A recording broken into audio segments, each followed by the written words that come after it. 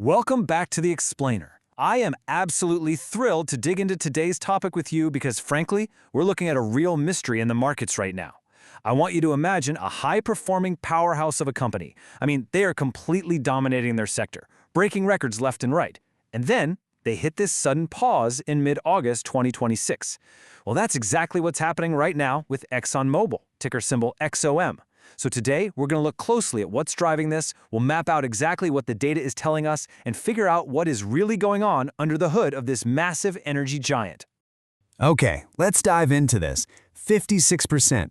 Over the 12 months leading up to this point, Exxon Mobil stock has been on just a truly phenomenal run, delivering a massive 56% return. Just to put that into perspective for a second, that performance more than doubled the return of the broader S&P 500 index over that exact same period. It's just been an absolute juggernaut of a stock, massively rewarding the investors who held on for the ride. But, and there's always a but, right? As we analyze this in mid-August 2026, things have kind of shifted. The stock is currently sitting about 6% below its 52-week high. So we've got to ask the multi-billion-dollar question here. Is this pullback an opportunity, or is it a warning? Has the engine just cooled down for a quick minute, or is this incredible 56% race already fully priced in by the market? To cut through the noise, here's our roadmap for today. We're going to cover 1. Opportunity or warning, 2. The Q2 2026 earnings breakdown, 3. The Guyana inflection point, 4. Market targets and risks, and number 5. The final verdict. Let's move right into Section 1, Opportunity or Warning, the setup. So we know the engine is cooled with this 6% pullback. And look, when a stock that has outperformed the S&P 500 by 2 times suddenly dips, market sentiment gets very jittery very quickly. Our goal today is to figure out if this is just a brief pit stop for a race car that still has a massive tank full of high-octane fuel, or if this is a definitive warning light flashing on the dashboard, telling investors it's time to cash out. And to answer that, we really need to look directly at the company's execution. Moving on to Section 2. The Q2 2026 earnings breakdown, looking at performance versus expectations. To separate the market's emotional, short-term disruption from the company's actual ground-level execution, we have to check the reality of the earnings. And honestly, they are staggering.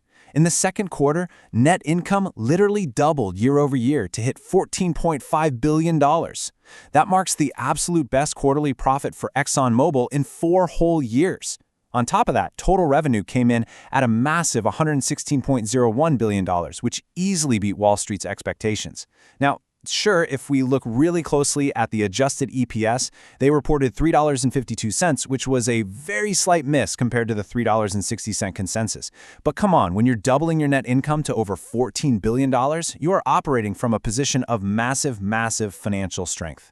And this brilliantly illustrates exactly what Chairman and CEO Darren Woods meant when he said the second quarter was shaped by disruption but defined by execution. He went on to say that they are building a company that can perform through disruption and deliver superior value across cycles. This isn't just a company crossing their fingers and hoping commodity prices stay high so they can ride the wave, right?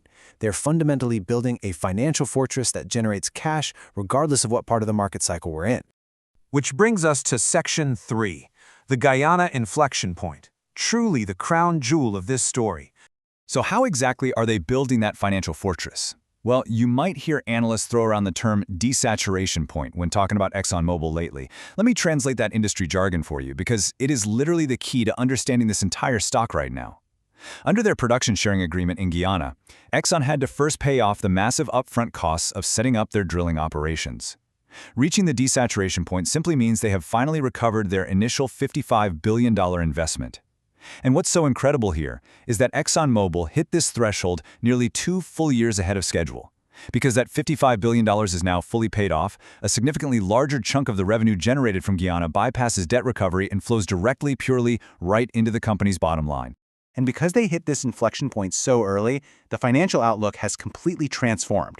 Management is now forecasting that the company will generate roughly twice, 2x the free cash flow in 2030 as it did in 2025. That's huge. This is exactly what management means when they say Guyana is an inflection into free cash flow. And the crazy part? They are accelerating, not slowing down. To keep this free cash flow machine roaring, their 5th FPSO vessel, that stands for Floating Production Storage and Offloading, is on track to start up by the end of this year. They're even deploying advanced AI to explore the block more efficiently, and they've already identified 4 brand new discovery opportunities out there. As the CEO definitively stated, they are not done yet in Guyana. This is operational excellence operating at the absolute highest possible level. All right, let's jump to Section 4, Market Targets and Risks. Let's look at the market view. Now, what's really interesting about this slide is how divided Wall Street is right now.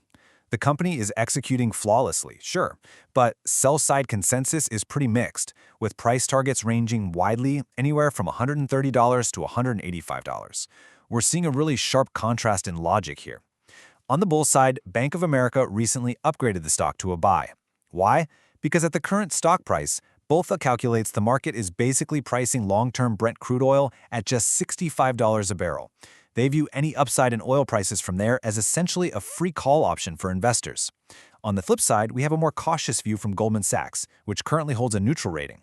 They're looking at mixed technical indicators, the RSI is neutral, though the MACD is flashing a buy signal, suggesting the stock might just need a little more time to find its direction.